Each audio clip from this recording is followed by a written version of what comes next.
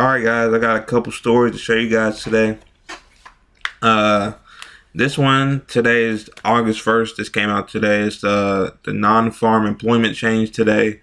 Uh you know the Today there's new record lows of the employment change. And it's bad. It's pretty much because of the tariffs. These he's trying to flex on Twitter or True Social, whatever is where he posts his little rants, basically, of saying, "Oh, look how good the tariffs are going.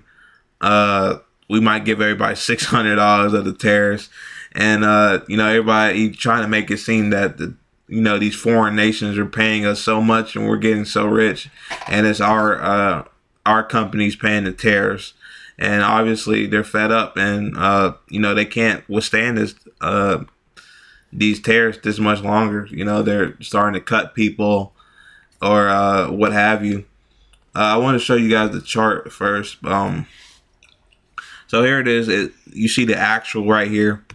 Non-farm employment change, 73,000. It was forecasted at 106,000. And that is still very low. 106,000 is still low. So here it is. Here it is, August 2025, and you can see it all throughout. There's one huge candle here in 2020.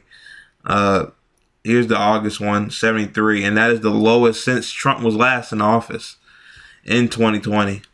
So here you go. It's 147, 139, 177, 228, 151, 143. This is about when he took in office, really, February. 150, and they're all you can like not see it very well, but I'll just quickly go through, and you can look at it on yourself at Forex Factory. But all the way through, there's nothing lower than 100,000. All the way through, I checked it not too long ago, and look under Biden, it was really good. 400, 300. You could say it might be COVID recovery, but that's in 2022. Look, I mean, these numbers are just huge. And then this one is the last one where it's that low. It's negative 140,000. This was still Donald Trump. Obviously, Biden takes office in it's like the end of January or something. So yeah, it's just really bad right now, and it's gonna keep getting worse if these tariffs. I mean, these companies cannot keep up with these tariffs. It's insane. But we have this article here by NPR talking. It says the job market is showing signs of weakness as Trump's tariffs takes effect. All right, I'll read the first little part for you.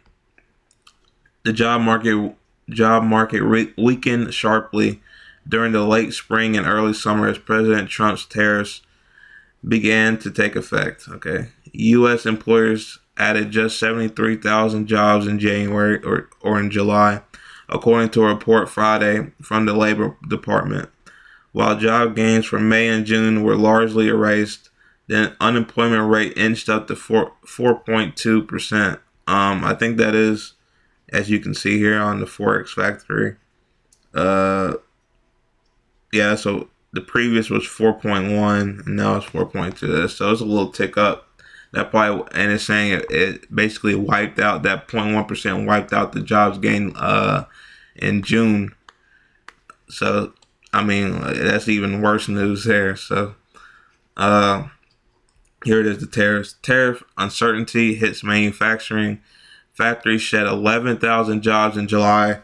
Domestic manufacturers are supposed to be the beneficiaries of the president's trade policies, but factory managers complained that uncertainty over import taxes has depressed orders and other activity.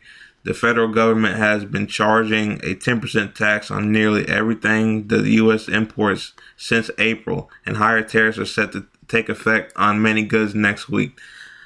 If it's this bad already, imagine higher tariffs next week, guys. I mean, you're going to be seeing that 73 number go to like zero in September if these tariffs keep to go up. I think I went over this a little bit in one of my other videos. I think, why we weren't seeing this earlier, everybody was saying, well, how come we're making so much money and the economy's still decent? Because these companies were just holding and hoping that he wouldn't keep these tariffs on for that long. But obviously, he's saying we got deals and what have you, but these tariffs are starting to be on for a long time, and it's just not sustainable. Here's the rest. These tariff wars are beginning to wear us out, one anonymous factory manager said in a survey released Friday by the Institute for Supply Management. There is zero clarity about the future, and it's been a difficult few months trying to figure out where everything is going to land and the impact on our business. So far, tremendous and unexpected costs have been incurred. Okay. The unemployment rate rose in July even as nearly 40,000 people dropped out of the workforce. The share of adults who are working or looking for work has fallen by half a percentage in the last year. The share of immigrants in the workforce has fallen even more sharply, which could be making it harder for employers to fill jobs they'd like to. And that goes back to the mass deportations, or just deporting everybody they could see, really, and even American citizens. But that's a different topic for another day. But just them trying to deport so many people or detaining people losing their jobs, employers can't find work. It's really just a shit show, to be honest.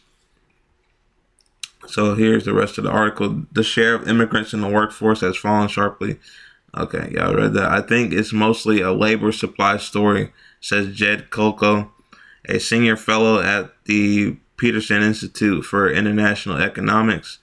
When you look sector by sector, the big showdown in employment this year is in, first of all, federal government employment, of course, but also in some sectors that are particularly reliant on immigrants, such as construction, home health aides, and accommodation and hospitality. The weakness in the job market is likely to amplify calls for the Federal Reserve to lower interest rates. The central bank held rates steady earlier this week out of concern that rising tariffs would put more upward pressure on prices. Despite the slowdown in hiring, wages continue to climb. Average wages in July were up 3.9% from a year ago, which is likely more than enough to outpace inflation. But who cares about the wages that people are just getting laid off?